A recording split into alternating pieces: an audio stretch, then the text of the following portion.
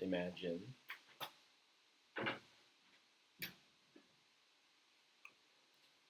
All right, here's another example. We can imagine that we are asked to describe the motion of this object. Now, whenever we're asked to describe motion, we want to be as specific as possible. So we can list lots of things that we know here. For example, we know where this object started. We know its initial position, its xi. We could say that its xi is 15 meters to the right or in front of the origin. What else do we know about this object? Well, let's look at its travel. We know it started here. We know it moved to the left, and it had a final position of 5 meters. So maybe we could say that the delta x, the displacement, is final position minus initial position, which is going to be negative 10 meters. So its displacement is negative 10. It went backwards 10 from 15 to 5 is its overall change in position. Because it went backwards as time was going forwards, we know that it has a negative overall velocity. But something interesting is happening, isn't it? It is doing what? It is getting faster? No, it's slowing down. These vector arrows are getting shorter. The spacing between the dots is getting smaller. Remember, every dot represents 1 second, so this is time 0 where it begins. This would be time 1 second, 2 seconds, 3 seconds, and then this last dot here at 5 meters would be 4 seconds later.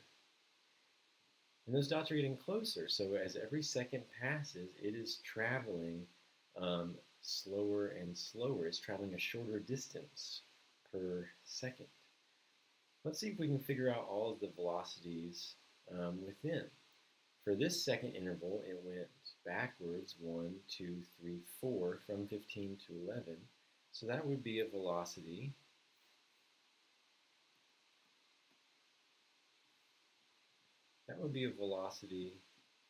of negative 4 meters per second. You can see why these vector diagrams are useful because we can find velocities very, very easily because every dot shows us its position at a certain time, every second that elapses.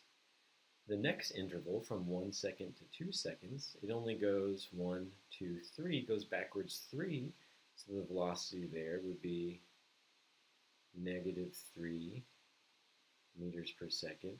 From this interval, from time 2 to time 3, it goes backwards 1, 2, negative 2 meters per second. And then finally, this last interval, it only changes its position by negative 1 meters per second. So we would refer to these as instantaneous velocities, right?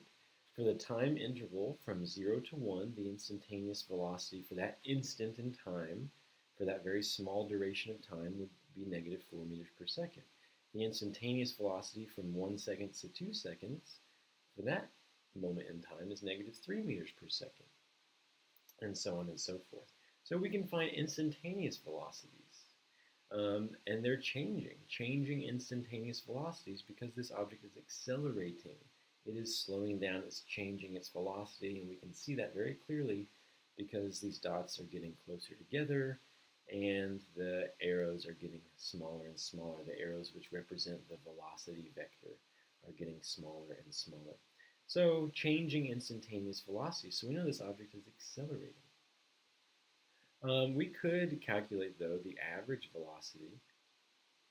Remember, average kind of means overall. What was the average velocity for the overall entire trip?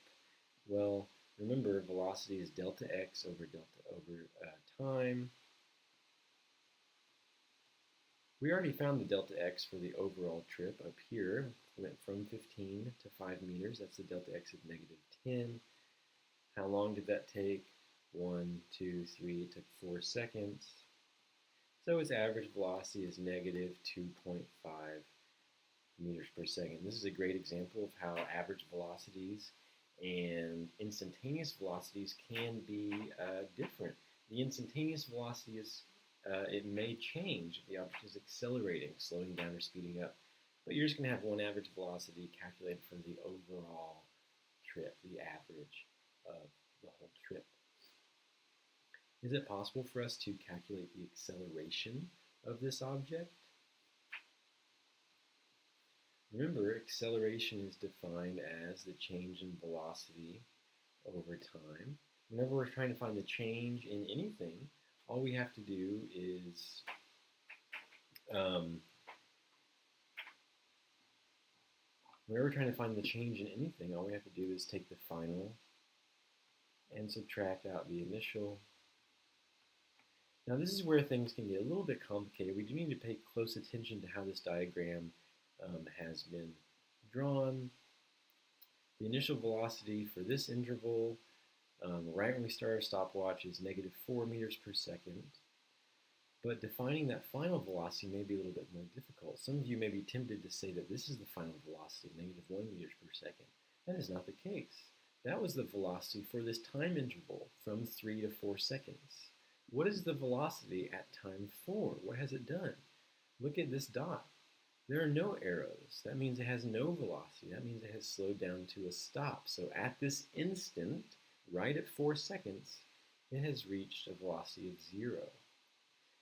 This -1 here refers to the time period between 3 and 4 seconds when it's still slowing down. So I can say that the final velocity is 0, the initial velocity is -4, and the time that took was, once again, 1, 2, 3, 4 seconds. My acceleration is +1 meters per second squared. Once again, that's because the top part here, these have units of meters per second. The bottom part, time, has units of seconds. We get meters per second squared. This makes perfect sense, right? If the velocities and the acceleration disagree in their signs, that means the object is slowing down. That is indeed what we've seen here.